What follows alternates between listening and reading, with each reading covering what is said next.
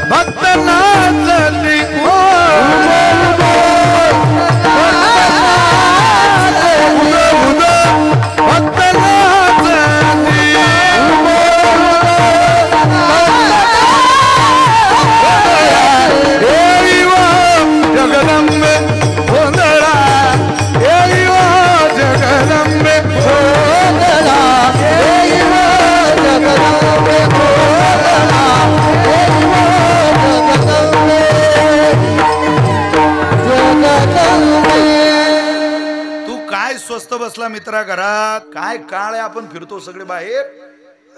जी माणसं प्रवासाला लागली कलियुगात त्यांनी अशी मक्तेदारी समजू नये आपल्या बाप दादाची की आपल्या घरी फार बरं चाललंय. तुमचं आता बरं असेल, येणारी पिढीत एखादा असा घातक पोरगा जन्माला येऊ शकतो की तो अख्खी पिढी, अख्खं कुटुंब, अख्खं आळणाव बरबाद करून ठेवेल. का? काळ कलियुगातला आहे. शकून त्या काळात महाराजांनी सांगितला, पृथ्वीमध्ये दादा एक अद्भुत होईल, बहीण भावा दोघा जणाचा विवाह लागेल. 5 वर्षाची कन्या दादा व्रतार मागेल. 6 वर्षाची कन्या गर्भीन राहील. ऐका या कलियुगाची थोरी, पुत्र तो होईल पित्याचा वैरी. व्रतारा सोडून घरोघर फिरतील नारी. ऐसा शकून दादा, शकून दादा, शकून दादा, शकून दादा, ऐसा शकून दादा. ऐका निर्धारी हे निर्गुण निराकार दादा, माहूर माझे गाव शकून सांगावया. आले यमाई माझे नाव, आले यमाई, यमाई माझे नाव. यमाई तुम्हाला सांगायला आले. ऐका, तुम्हाला उद्धारच करून घ्यायचा असेल, ज्ञान हे तुम्हाला 2 तास रमवण्याचं जरूर असेल. पण तुम्ही जर संतांचं ज्ञान वाचत असाल, तुम्ही ग्रंथ वाचत असाल, तर ते उद्धाराचं आहे, दयेचं आहे, प्रेमाचं आहे आणि कृपेचं आहे. या भावनेने वाचलं पाहिजे. तुकोबारींची सगळी अभंगच त्या पद्धतीतले. अहो, जिथं जिथं गेले त्याचा महिमान सांगितला महाराज. जिथं गेले त्याचं महिमान. तुम्हाला नदीचं महिमान ऐकायचंय, नदीच सांगितली. आळंदीला गेले, आळंदीची इंद्रायणी आवडली. ये दक्षिण वाहिनी इंद्रायणीसी, स्नान घडता भयदेशी, कोटी तीर्थ प्रयागादी काशी, प्रसन्न होती हरिहर. तुम्ही हे तीर्थ पहा, या तीर्थाचं स्नान करा. अहो, भगवान शंकराला आनंद होईल. एखादा म्हणे नाही आम्हाला स्नानच करावं वाटत नाही. अहो, मग इंद्रायणीच्या जवळ बसा आणि फक्त म्हणा इंद्रायणी इंद्रायणी इंद्रायणी इंद्रायणी. त्याने काय होईल? वाचे वदता इंद्रायणी यम वंदितो चरणी. एक दिवस काळ येईल आणि इंद्रायणीच्या तीरावर आल्यानंतर आळंदीत तुमच्या पायाचं दर्शन घेईल आणि मग ज्ञानोबारांकडे जाईल. इतकं इंद्रायणीच्या नावाचं पुण्य आहे. एखादा म्हणाला आम्हाला नाव सुद्धा इंद्रायणीचं घ्यावं वाटत नाही. एखाद्या नदीच्या काठावर आम्ही राहू शकतो, त्याला काही फळ मिळेल का? फळ गोदा तटे निर्मळे, देवी देवांची रावुळे, संत महंत मिळे, दिवस जाय सुखाचा अवघी झाली आरानुक. तुमच्या जवळ आली गोदामाई, गोदेच्या तटाकावर राहणाऱ्या लोकांचं सुद्धा तुकोबरांनी वर्णन केलं. कशाचं महिमान सांगाव? एखादा पर्वत आवडला संतांना, त्याचंही महिमान सांगितलं. दृष्टी पडता ब्रह्मागिरी. एखादं गाव आवडलं, धन्य देहू गाव पुण्यभूमी ठाव, किंवा आळंदी हे गाव पुण्यभूमी ठाव. तापीचे तिरी महदग्राम थोर असे सोमेश्वर पुरातन. हे कशाचं वर्णन आहे? प्रत्येक पदापदाचं, सकळ तीर्थाचं, क्षेत्राचं, संताचं, देवाचं, देवाच्या स्वरूपाचं, देवाच्या कृपेचं लोकांना महिमान कळावं, ही भावना संतांची. तसं या अभंगामध्ये जगताला देवाची कृपा कळावी. का हो? जगताला कळत नाही, काळ प्रतिकूल आहे. तिथे जगताला देवाची कृपा लक्षात येणार नाही. किती काळ प्रतिकूल आहे, किती काळ प्रतिकूल आहे. जेव्हापासून टीव्हीतले चॅनल वाढले तेव्हापासून प्रतिकूल काळाचं मोजमाप होता करता येणार नाही. कीर्तनाला बसलेली सगळी माणसं हुशार आहे. खरं सांगा, 20 वर्ष अगोदर तुमच्या टीव्हीत किती चॅनल होती? एकच. कोणतं? दूरदर्शन. ते पूर्ण वेळ दिसायचं नाही, थोडं थोडं. मला आठवतं, मी सामान्य कुटुंबातला पोरगा आहे. माझे वडील सरपंच होते. एकदा माणूस सरपंच झाला सावकार की त्याला मरेपर्यंत बातम्या ऐकाव्या लागतात. कीट लागते माणसाला ती. आमचे वडील म्हणायचे लाव गड्या बातम्या. ते बातम्या लावल्या. ते शटरची टीव्ही होती माझ्या घरी, ते ब्लॅक अँड व्हाईट. ते दरवाजा उघडायचा, उघडली, अरे चित्र नाही. मग असं वरती चढवून द्यायचे माझे वडील. मला वरती चढवलं की त्यावेळेला छत्र्या नव्हत्या, अँटिना. तो अँटिना असं जिल्ह्याच्या दिशेने फिरवायचा. मी माझ्या गावातून, कोराकाकोड्यातून, मुक्ताईनगर तालुक्यातून तो असं जळगावच्या दिशेने फिरायचो. आमचा एक चुलत भाऊ होता अमोल नावाचा. मी वरून त्याला खाली विचारायचो, अमोल आलं काय? तो म्हणे मुंग्या आल्या गळ्या. फिरो थोडा टाइम येईन चित्र. बहुतेक फिरवता फिरवता चित्र यायचं, पण आनंद देणार चित्र. अहो गवळणी काय, संतांचे अभंग काय, बहिणाबाईच्या कविता काय, वेगळं वेगळंच आहे. कबीर महाराजांची कितीतरी अभंग. संध्याकाळ झाली, 6, 6:15 झाले की बा सगळं चांगलं ऐकायला यायचं. ओ भैया भैया रे, ओ भैया भैया गाड़ी वाला धीरे आ करे, धीरे से गाड़ी हाँक रे, गाड़ी तेरी रंगी बेरंगी, बैल तेरे गुलजार, हाँकने वाला शैल छबीला, हाँकने वाला शैल छबीला, बैठने वाला लाल। ओ भैया रे भैया भैया गाड़ी वाला धीरे आकर धीरे से चल रे सरजा, चल रे राजा, बिगी बिगी बिगी बिगी, चल रे सरजा, चल रे राजा, बिगी बिगी डौला डौला, लगा मोठा भरत गाणं, काळा मातीत मातीत पण चालते, पण चालते, पण हो. काय कीर्तन आहे का दूरदर्शन सांगतोय? ऐकायचं की नाही असं? दूरदर्शन टीव्ही लावली की दूरदर्शन, ते सह्याद्री काय ते त्याच्यावरचे कार्यक्रम काय. आता बैलाचं गाणं आणि बैल संपून गेला टीव्हीतला. तुम्हाला बैल ऐकायचा झाला तर आता एवढं शिल्लक राहिलंय. पाटलाचा ते गौतमी म्हणते बैलगाडा. अरे बैलगाडा असा नसतो, बैलगाडा असा असतो. या बैलगाड्यात लोकांनी जमिनी सहित बैलगाडे विकले. हा बैलगाडा न परवडणार आहे आपल्याला. काळ प्रतिकूल आहे महाराज. तुम्हाला एक सांगू का, कीर्तनाला येताना खरोखर ज्ञानोबा तुकोबारांचं स्मरण करून आलं. इथं सौंदर्याचा नाही, ज्ञानाचा नाही, त्याच्या पांडित्याचा नाही, त्याच्या वैभवाचा नाही, त्याच्या जातीचा नाही, त्याच्या धर्माचा नाही, त्याच्या पंथाचा नाही. इथं कुठल्याही अहंकारात संत वाङ्मयाकडे जाऊ नये. आपल्याला काय कळतं त्यातलं? काही माणसांना असं वाटतं मलाच सगळं कळतंय, सगळं जाणवेचं शहाणपण माझ्याच जवळ आहे. अज्ञान कबूल करणारी माणसं एक दिवस विद्वान होतात. आपलं अज्ञान कबूल करायची काय लाज हो? मला जर एखादी गोष्ट येत नाही तर ती मला येत नाही हेच सांगायची मला लाज नसावी. तुकोबारे म्हटले, या भावनेत जर तुम्ही याल आणि तुम्हाला परमात्म्याकडून मिळावं अशी अपेक्षा असेल काही, तर मी सांगतोय तो जगाचा मालक देणारा आहे. काय देतो, कोणाला देतो? पहिली गोष्ट तो कृपावंत आहे. पण कोणाकरता? दिनाकरता. तो दिनावरच कृपा करतो. दिन म्हणजे एक प्रपंचातला दिन आणि एक परमार्थातला दिन. आपल्याला प्रपंचात दिनच व्हावं लागतं, पण माणसं परमार्थात दिन होत नाही. प्रपंच तसा दिनाचाच आहे. कोणत्या माणसाला प्रपंच ताकदीनं जिंकता आलं? प्रपंच योग्य प्रेमात करायचा असेल तर बायकोला प्रेमाने जिंकावं लागतं. भाजी कशी झाली तरी म्हणावं लागतं, काय भाजी झाली ग, ही भाजी तूच बनवा. मी एका माणसाला सांगितलं भाजीचं कौतुक केलं पाहिजे. तो कीर्तन झाल्यावर घरी गेला, त्याचं जेवण बाकी होतं. तो म्हणे, काय भाजी बनवली तू, वा वा वा वा सुरेखा, ही भाजी तूच बनवावी, या भाजीला तुझ्याच हाताला चव. काय भाजी अगं तुझ्या हाताला? मी तर 10-15 माझ्या मित्रांना भाजी खाऊ घालायला आणि ही भाजी तर ढाब्याला खाऊ नये.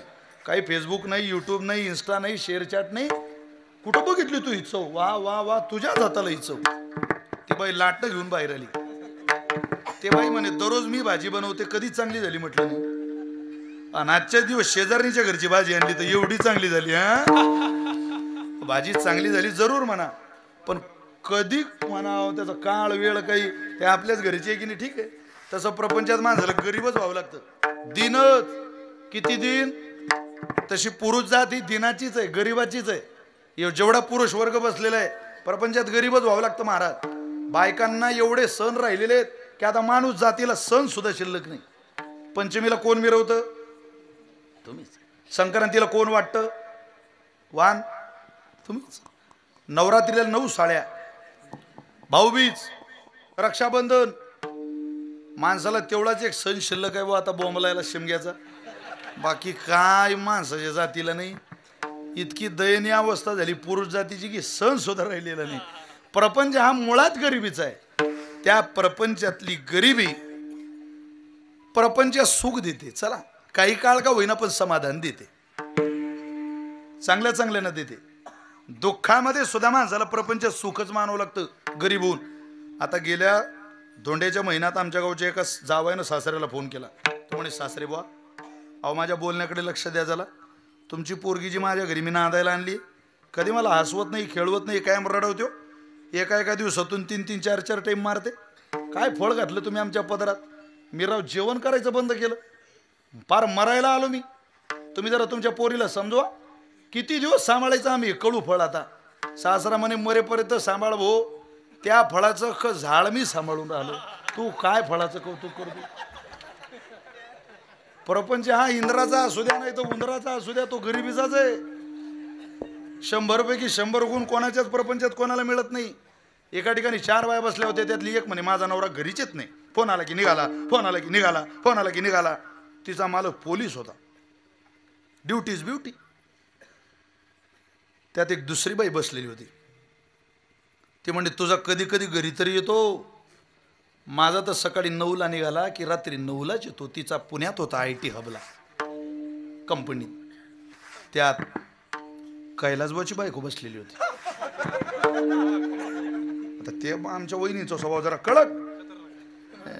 आमच्या वहिनी म्हणे, तुमचे दोघीचे परवडले.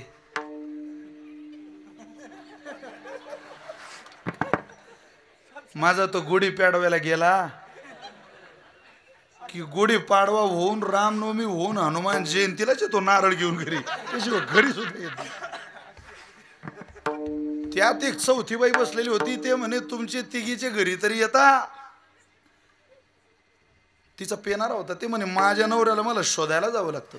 शोधू कुठं, शोधू कुठं, शोधू. दिसला ग बाई, दिसला. कुठं होता? गटारीत पडलेला होता. तिला काय सांगावा.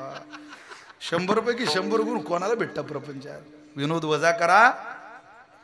प्रपंचामध्ये कितीही गरीब बना, मिळत नाही.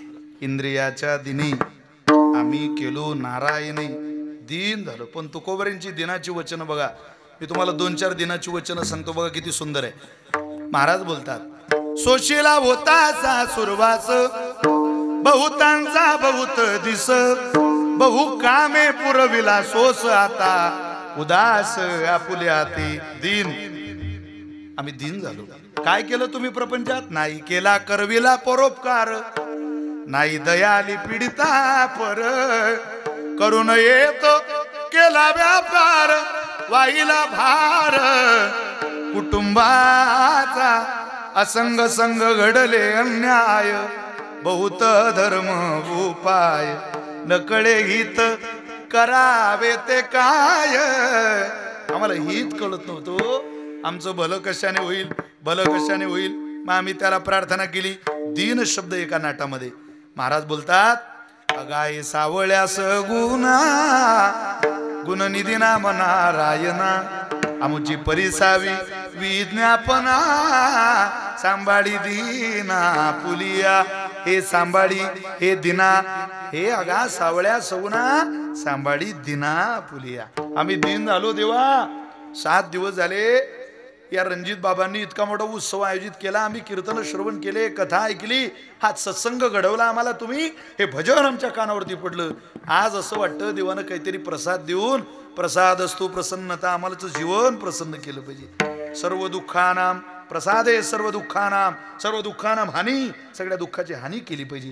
प्रसन्न चेतसो, चित्त प्रसन्न ठेवण्याकरता माणसं धावपळ करताय, तो लाभ आम्हाला मिळाला पाहिजे. देवा सांग ना रे, कधी कृपा करशी, कधी कृपा करशी नेने, कधी कृपा करशी नेने, काय मी उद्धार पावेन, काय कृपा करील नारायण, ऐसे तुम्ही सांगा संतजन, करा समाधान चित्त माझी. एवढी वचन म्हटली रे म्हटली.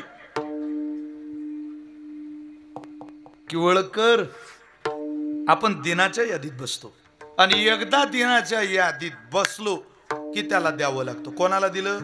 दिनाला दिलं यात नवल नाही, राक्षसिनीला सुद्धा दिलं. कृष्ण अवतारामध्ये परमात्म्याला मारायला पहिल्यांदा कंसाने एक बाई पाठवली, तिचं नाव पुतना. तुम्ही बोर झाले का? मी घरी जाऊ का? Putana. Sari matching, blouse matching, lipstick matching, sandal matching, बांगड्या मॅचिंग, सगळं मॅचिंग होतं तिचं. तुम्ही म्हणाल तू होता का पाहायला? मी नव्हतो, पण गाथा वाचलंय मी. नामा म्हणे आली नंदाची या घरी, स्वरूपे सुंदरी देवांगना, सगळा शृंगार करून आली होती. आजी म्हणे व आबाले एक मॅक्ष्या नामले, जुन्या लुगड्याचा झाला धिंगाणा, ऐका कारभारी व आता बदलला जमाना. ती पुतना म्हणे आता काळ बदलला, हे फॅशनेबल झाले गोकुळातले लोक, काय तशी जाऊ आता त्या जुन्या पातळावर, मॅचिंग सगळा शृंगार करून आली बुवा.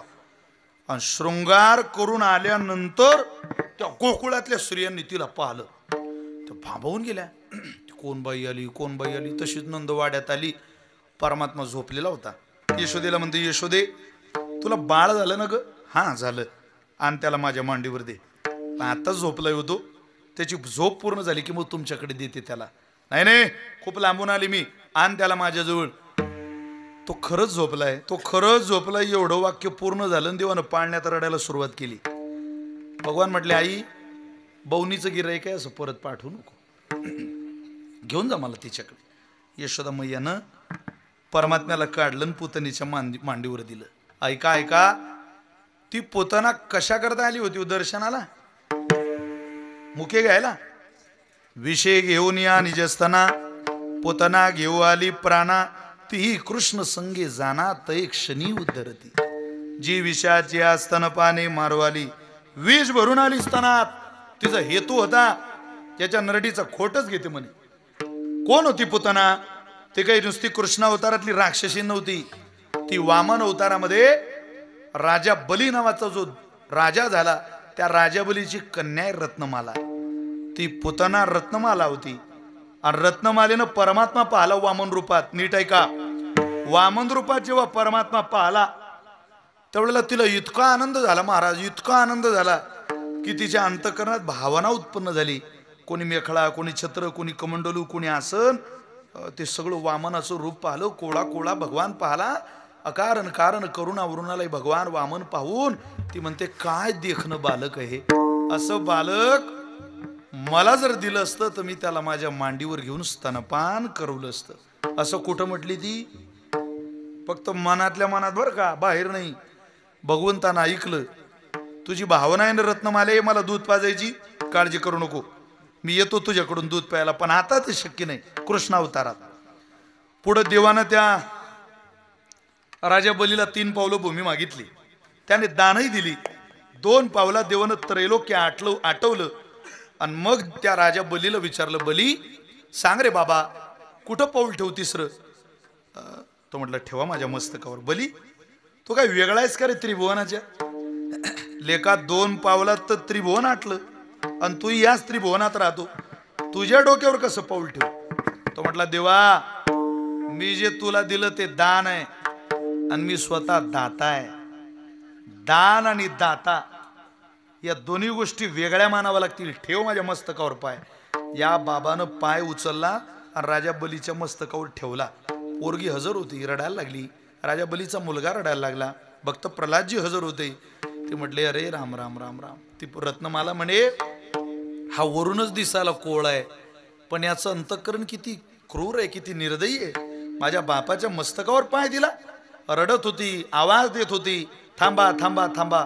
त्या थांबा म्हणण्याच्या नादात तिच्या मनात विचाराला, मनात असं पोरग जर मला दिलं असतं तर मी दूध पाजायचं फक्त मांडीवर घेऊन नाटक केलं असतं. तसं पाहिलं तर विषच पाजलं असतं त्याला. असं कुठं म्हटली ती? मनातच. भगवान म्हटले, तथास्तु, काळजी करू नको, तुझ्या मांडीवर येतो आणि तुझं दूध प्यायच्या ऐवजी विषही पितो. तीच रत्नमाला कृष्ण अवतारात पूतना झाली आणि पूतना परमात्म्याला मारायला आली. अगोदर ते म्हणे बालक आहे, बालक आहे, बालक आहे. या बाबानं जशी ओढायला सुरुवात केली तशी ती म्हणे बालक नाही, हे टेक्समोची मोटर आहे. सर या बाबानं दूध काय पंचप्राण काय सगळं ओढूनच घेतलं. ते म्हणे सोड मला, सोड मला, सोड मला. भगवान म्हटले, पुतने अगोदर तर मी कोणाला धरत नाही आणि एकदा धरलं तर मला वाटेपर्यंत सोडत नाही. अगं तुझ्या कासेला बिलगलो वेडे, आता तू पुतना राहिली नाही, आता तू रत्नमाला राहिली नाही. या कृष्णाची माय झाली. सायुज्यता नावाची मुक्ती पोतने सारख्या राक्षसीला प्रदान केली. तो कोबरे म्हटले, कृपावंत किती, कृपावंत